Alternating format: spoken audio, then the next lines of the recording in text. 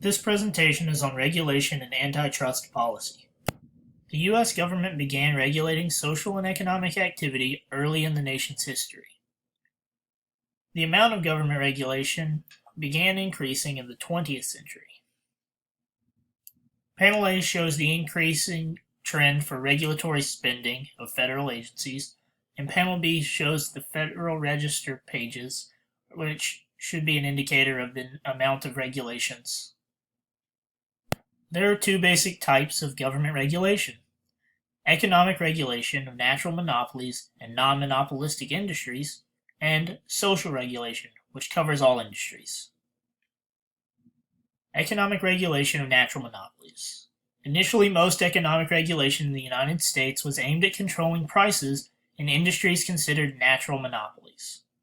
Over time, federal and state governments have sought to influence products and processes of firms in a variety of industries. Economic regulation of non-monopolistic industries. Securities, regulated by the SEC. Banking, regulated by the Fed, the FDIC, and the Comptroller. Transportation, regulated by the FAA.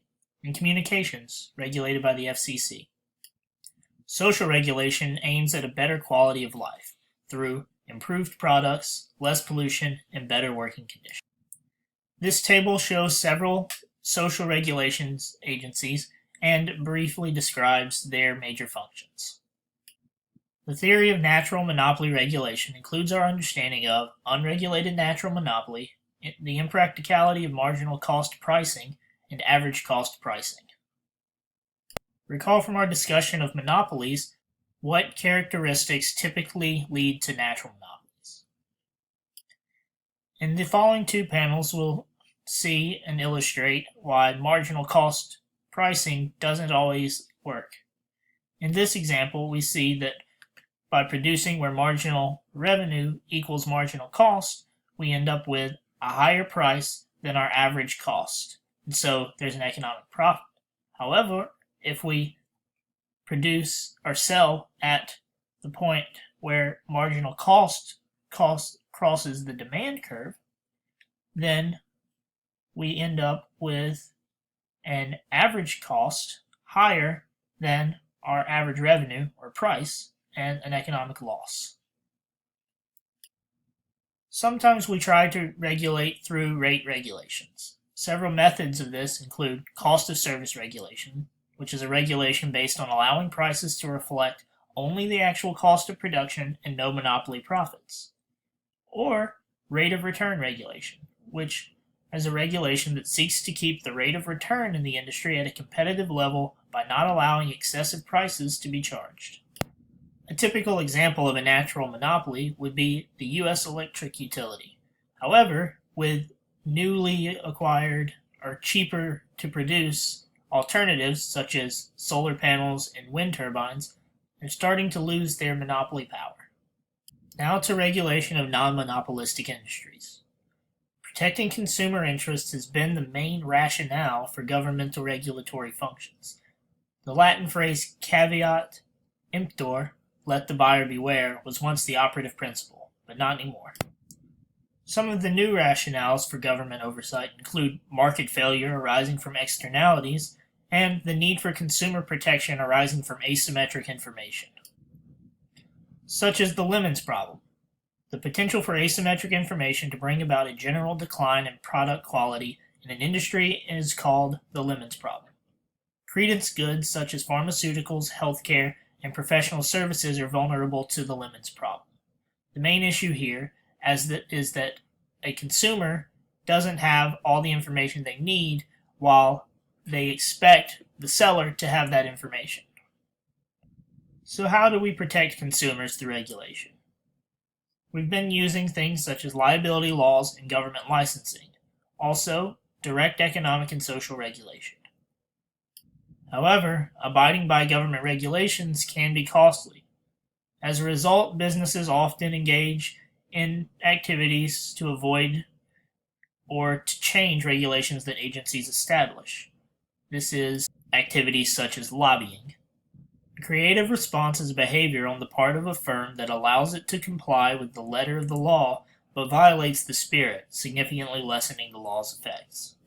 An example of a creative response would be the response by some food companies to the Food and Drug Administration's allowance of products to post gluten-free on their labels. Some foods that are highly processed and can actually lead to diabetes and heart disease, although still meeting the 20 parts of gluten per million limit, place gluten-free labels on their food products to convince consumers. A feedback effect is a change in behavior after the regulation is put in place that offsets the regulation. An example is HOV lanes added to combat air pollution have higher accident rates. The capture hypothesis is a hypothesis which predicts that regulators will eventually be captured by the special interests of the industry being regulated. The share the gains, share the pains theory is a theory which states that regulators must take account of the demands of three groups: the legislators, members of the regulated industry, and consumers of the regulated industry's products or services. Regulation offers many potential benefits, however, the actual benefits that come from regulation are more difficult to measure. Direct cost to taxpayers, however, is evident.